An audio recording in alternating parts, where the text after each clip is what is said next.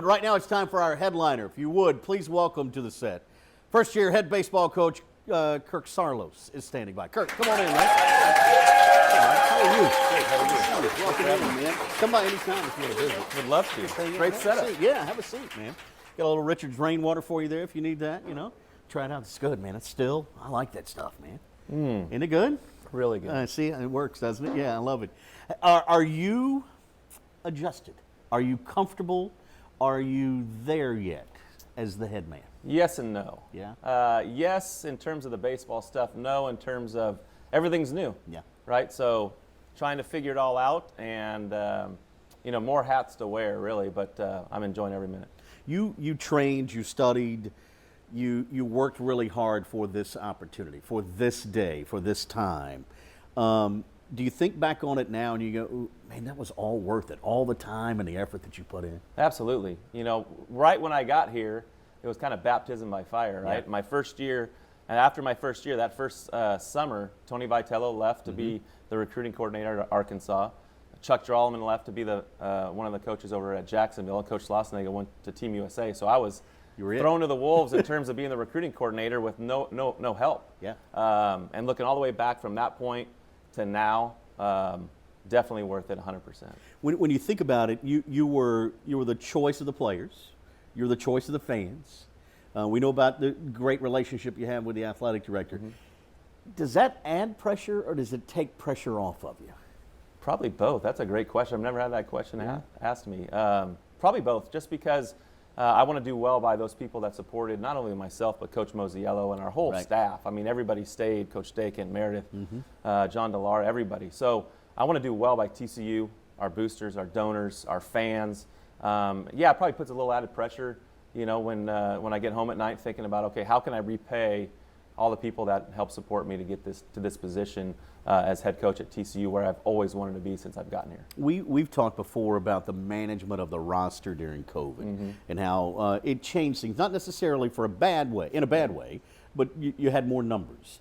Yet you're also seeing with your team this year young guys stepping up, Bishop being one of those. I mean, names that come to mind.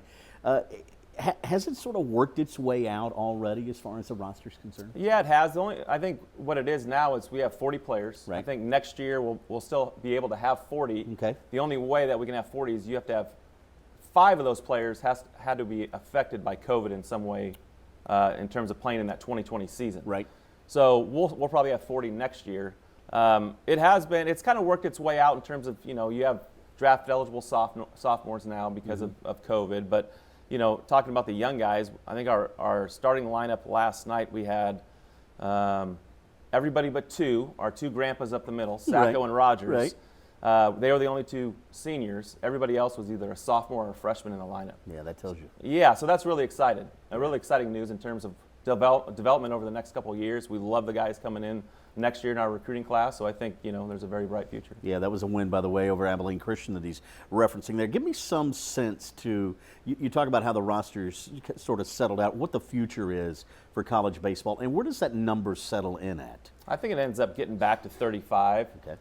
I would like to see it be 40, just to be able to develop 5 more student athletes. But I think it's going to get back to 35. One of the other things that they're talking about with legislation is right now you can only give up to 27 players athletic scholarship. Right.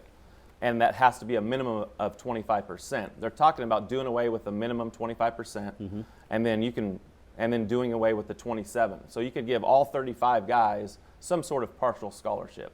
And I think that's the best way to do it.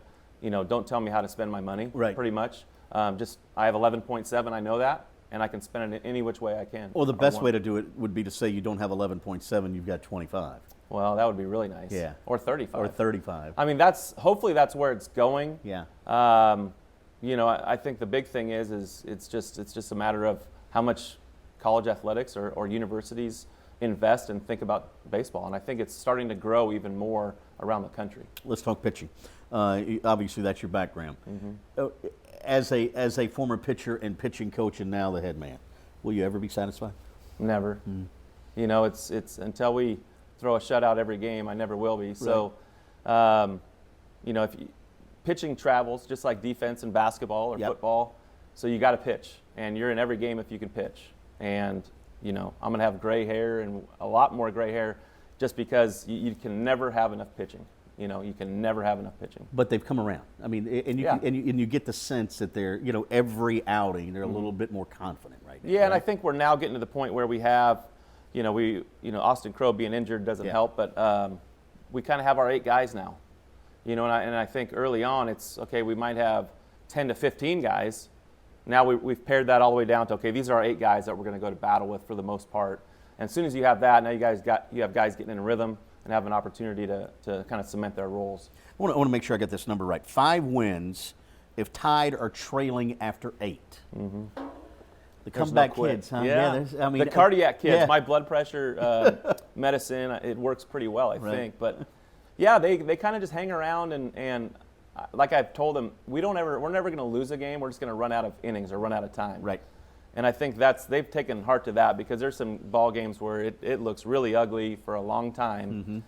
And next thing you know, it's the 7th, 8th, 9th inning, and here we are. Yeah. So I try to ask them, could we please do that a little bit earlier, or maybe not give up as many runs early in the game so I don't have to start chewing on my teeth and blood pressure goes through the roof. But it says a lot for them. There's no lead too big for an opponent. And then you get 5 against ACU early, and you say that's not enough early. Not enough, 10, especially when it's blowing out 40 miles an hour in a small ballpark. We just keep scoring, baby. 2 things I need to talk about before I let you go. One is the Big 12, strength of the Big 12 this year. As you've seen it so far, give me your assessment.